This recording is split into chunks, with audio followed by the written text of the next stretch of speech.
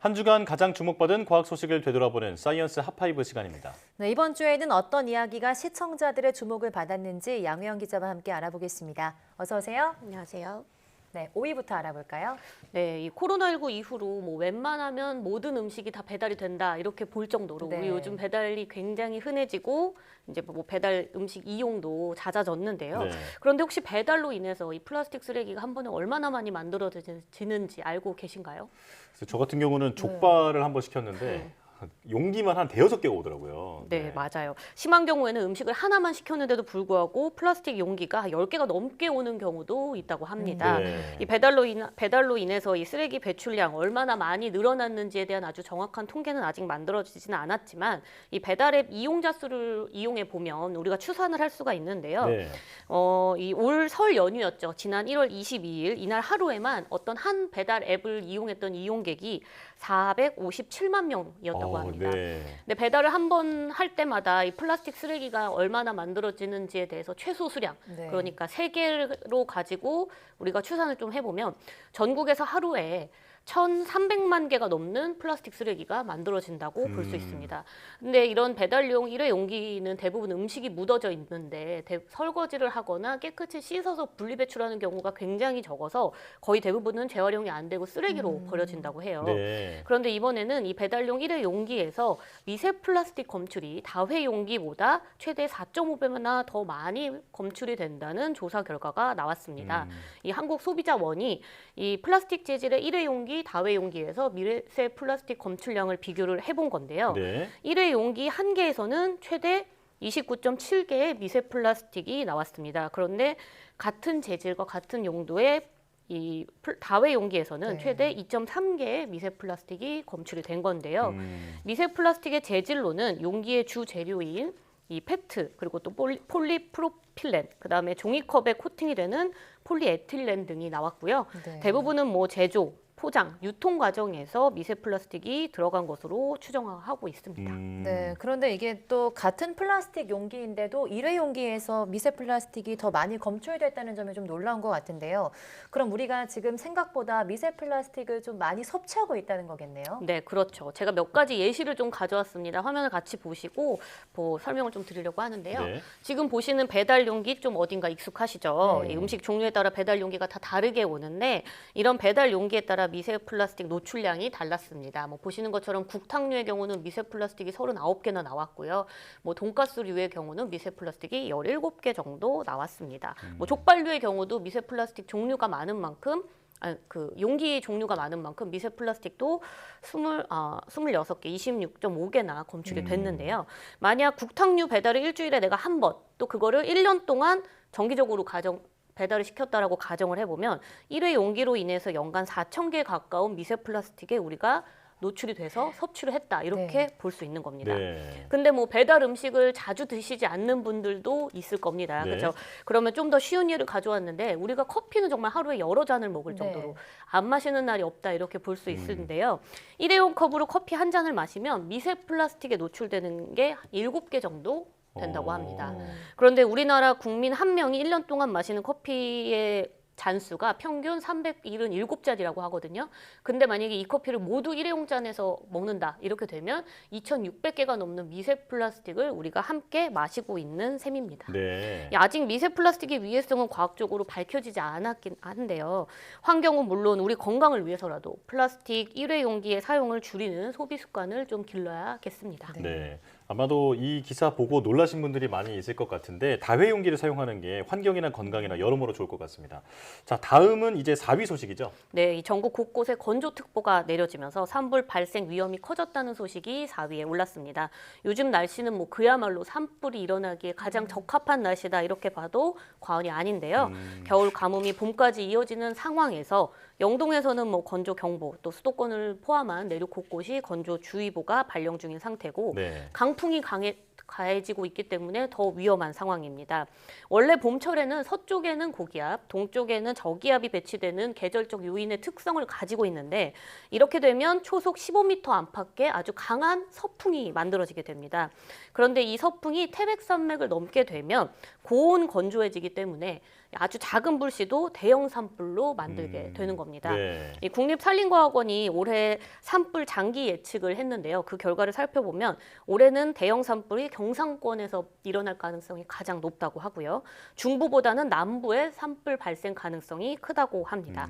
지난해에도 이 울진과 삼척과 같이 이제 남부 동쪽에 치우쳐져 있는 지역에서 역대 최악의 산불이 발생을 했잖아요. 네. 2년 연속 대형 산불이 발생하지 않도록 이 산림 주변에서는 소각행위를 하지 말아야겠고 등산객들은 작은 불씨에도 아주 각별한 주의가 필요해 보입니다. 네. 네, 이번 주말에도 나들이 가시는 분들 많으실 텐데요. 이 산불 좀 조심해 주셔야 될 것 같습니다. 3위는 배우 유아인 씨 마약 검사 결과인데요. 이게 또 프로포폴 과다 투약을 검사하려던 거였는데 다른 종류의 마약까지 검출이 됐다고요? 네, 그렇습니다. 이 지난달 5일이었죠. 서울경찰청 마약범죄수사대가 유아인 씨의 소변과 모발을 채취해서 국립과학수사연구원에 이 감정을 의뢰했죠. 정밀 감정을 한 결과 프로포폴과 대마 성분에서 양성 반응이 보였던 것은 뭐 이미 밝혀진 사실이었는데 네. 당시의 정밀 감정에서 코카인과 케타민이라는 것도 함께 양성 반응을 보인 것이 뒤늦게 알려져서 더 큰 논란이 되고 있습니다. 먼저 이번에 추가로 검출된 이 코카인은 이 코카나무 잎에서 추출하는 백색 가루입니다. 뇌 호르몬인 도파민을 활성을 증가시킨다 이렇게 알려져 있는데요. 예. 이 코카인에 중독이 되면 피부가 썩어 들어갈 뿐만 아니라 우울장애 그리고 우울증으로 인한 사망 위험도 굉장히 크다고 합니다. 또 강력한 환각 증상을 일으키고 중독성도 매우 강하기 때문에 헤로인, 필로폰과 함께 3대 마약으로 꼽히고 있고 병의원에서 치료용으로조차 취급하지 않을 정도로 강력한 마약으로 취급되고 있죠. 네. 함께 검출된 케타민은 아직 이름이 조금 낯설 예. 수 있습니다. 진정제 혹은 뭐 마취제로 사용하는 이완 물질이라고 보시면 되는데요. 이 군용 마취제로 처음에 이 베트남전에서 미국 군인들에게 사용됐었고요. 이후로는 지금은 대표적인 동물용 마취제로 활용이 되고 있다고 합니다. 이 케타민은 소량만 복용을 해도 사고력이나 행동력이 떨어지는 건 물론이고 이 마치 자신의 몸에서 영혼이 빠져나와서 내 몸을 바깥에서 보는 것과 같은 환시를 또 경험할 수 있는 게 이 약물의 특징이라고 합니다. 예. 이 케타민은 특히 대뇌 변연계에서 이 감정과 기억을 연결해주는 이 기능을 끊어주거든요. 그래서 환각 당시의 기억을 아예 못하는 경우가 굉장히 많다고 하는데요. 이 같은 특징 때문에 성범죄에 빈번하게 악용되는 약물로도 알려져 있습니다. 특히 국내에서는 이 클럽 버닝썬 사건에서 일어났던 이 성범죄에도 이 약물이 악용된 것이 알려지면서 뭐 클럽 마약, 또 버닝썬 마약 이렇게 불리기도 하거든요. 이 전문가들은 케타민이 최근 젊은 층 사이에서 이 가벼운 약물이다 이렇게 알려져 있지만 이것은 잘못 알려진 것으로 이 과다 투여를 하게 되면 매우 위험한 약물이기 때문에 주의를 당부한다고 밝혔습니다. 네. 우리나라가 마약 청정국이 더는 아니라는 그 현실이 이제 여실히 드러난 게 아닌가 싶습니다.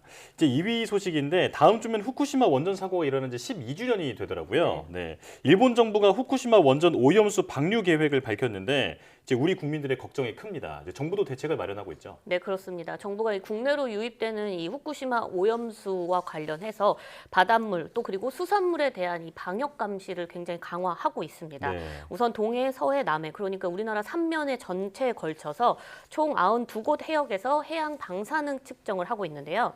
원자력 안전위원회는 원근해 40곳에서 그리고 해양수산부는 항만과 연안 52곳에서 이 검사를 진행하고 있습니다. 네. 아주 먼 바다에서부터 연안, 항만까지 바닷물을 떠오면요. 이 분석실에서는 뭐 세슘이나 스트론튬, 삼중수소와 같은 이 방사능 물질의 농도를 측정해서 우리나라 해안의 오염도가 어느 정도로 진행되는지를 측정을 하게 되는데요. 네. 특히 해수부 같은 경우에는 가장 걱정이 되는 게 수산물이잖아요. 네. 이 국내 수산물에 대한 방사능 검사를 기존에는 100품종 5천여 건으로 이렇게 한정돼서 했었는데 올해부터는 국내에서 생산되는 모든 수산물 품종, 그러니까 한 8천 건 이상에서 수산물 안전을 확인할 수 있도록 검사를 확대한다는 계획을 밝혔습니다. 또 원자력 안전기술원 킨스라는 곳이 있는데 여기서는 후쿠시마 원전 오염수와 또 방출 지점 인근의 해양 환경 방사능을 직접 실측 분석하는 IAEA 확증 모니터링에 함께 참여를 하고 있습니다. 네. 그래서 지난해 3월에 이 그 후쿠시마 원전 오염수에서 채취된 1차 시료 분석을 지금 현재 해서 이 분석 결과를 3월 중으로 이번 달 중으로 IAEA 국제 원자력 기구에 제출할 계획이라고 합니다. 네, 아주 치밀하게 이 대책이 마련되기를 바라겠고요. 자, 그리고 일본의 방류 계획은 어떻게 진행되고 있나요? 네, 원래 당초 일본은 이르면 올봄 후쿠시마 오염수 방류를 계획하고 있다. 그래서 방류를 할 것이다 이렇게 밝힌 바 있죠. 하지만 이 오염수 방류 시기가 6월 이후 그러니까 여름쯤으로 미뤄질 것으로 분석이 네. 되고 있는데요. 네. 그 이유는 이 해양 방류의 명분이 되어줄 이 IAEA의 안전성 검토 종합 보고서가 6월 이후에나 공개될 것으로 보이기 때문입니다. 앞서 잠시 얘기했지만 현재 IAEA는 한국 연구진을 포함해서 11개국 전문가로 구성된 이 모니터링 태스크포스 팀을 꾸려서 검증을 현재 진행을 하고 있습니다. 네. 이 IAEA TF팀에서는 다핵종 제거 설비, 알프스라고 불리는 이 방사능 핵종을 처리해주는 시설에서 이 오염수를 처리하고 나면 그 오염수를 떠서 이 오염수에 방사능 핵종들이 잘 제거가 됐는지 우선 1차로 먼저 확인을 하고요. 네. 또 이 원전 밖으로 방류가 됐을 때 원전 인근의 어류, 해조류, 해저 퇴적물들과 같은 이 해양 환경에도 방사능 영향이 얼마나 미치는지를 분석하는 거를 추가 검증하기로 이제 한 상태입니다. 그래서 이제 지난해 11월에 시료 채취를 마친 상태고요. 이 부분에 있어서는 그리고 지난 1월 각 나라 연구팀에게 이 시료가 배송이 됐다고 합니다. 하지만 이 통관 등의 문제로 국내 연구진도 아직 분석을 시작을 못한 상태라고 해요. 그러다 보니까 이 TF팀이 6월에 공개하기로 했던 이 안전성 종합 보고서에 추가 검증 내용 그러니까 그 오염수가 방류가 되고 난 이후 인근 해역에 대한 내용들은 담기지 못하거나 혹은 종합보고서 발표 시기가 아예 더 뒤로 밀릴 수도 있다. 이런 전망이 나오고 있는 겁니다. 네. 일본 정부는 원래 당초 처음부터 IAEA의 보고서가 나와서 그 결과를 근거로 오염수 방류 여부를 최종 결정하겠다고 밝혔거든요. 그런 상황인 만큼 이 종합보고서 없이 오염수 방류를 강행하기 어렵다 보니까 올 6월 이후로 방류 시점이 밀릴 것으로 보입니다. 네. 네, 지금 2위까지 이야기를 나눠봤는데요. 이번 주 가장 주목받은 1위 소식도 이야기 나눠볼까요? 네, 이 우리나라의 인구 감소 속도가 세계사에서 유례없는 수준이라는 소식이 이번 주 1위를 차지했습니다. 뭐 지난주에 벌써 이미 한번 보도로 다들 네. 들으셨겠지만 지난해 태어난 아기가 정부 수립 이후 처음으로 25만 명 아래로 떨어졌습니다. 네. 굉장히 적어진 거죠. 여성 한 명이 평생 낳을 것으로 예상되는 아이 이 합계 출산율이라는 게 있는데 이것도 0.78명에 불과한 상황입니다. 새로 태어나는 아기는 극히 적고 또 우리나라 이 인구의 자연 감소폭은 이에 따라 굉장히 크게 커지고 있는 상태인데요. 이 통계청이 앞서 우리나라 인구의 5천만 명 아래로 떨어지는 시점을 원래 2031년으로 예측했다고 합니다. 그때 당시 조건이 지난해 2022년 기준으로 인구 자연 감소폭을 10만 6천 명으로 잡았거든요. 네. 하지만 지난해 실제 인구 자연 감소폭이 12만 3천 명이었습니다. 그러니까 예측보다 더 크게 인구 감소가 일어난 거죠. 그러면 5천만 명이 붕괴되는 시점은 당연히 앞당겨질 수밖에 없는 겁니다. 네. 이 정부가 지난 16년 동안 280조 원의 예산을 투입하면서 이 저출산 대책을 마련하려고 했지만 출생아 수의 급격한 감소는 결국 막지 못했죠. 그만큼 이제는 이 단순한 현금 지원만으로는 저출산의 문제를 해결할 수 없다는 거겠죠.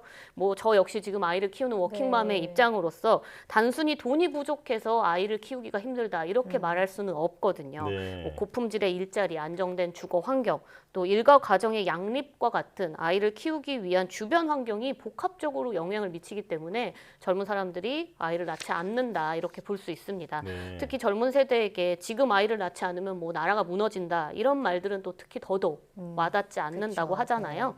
뭐 지금까지 그래 왔듯이 단순히 출산 자체만을 현금 유입책으로 만약에 늘리려고 한다면 아무리 많은 돈을 쏟아 부어도 사실상 근본적인 해결이 되지 않으니 출산율이 올라가기 어렵다고 보거든요.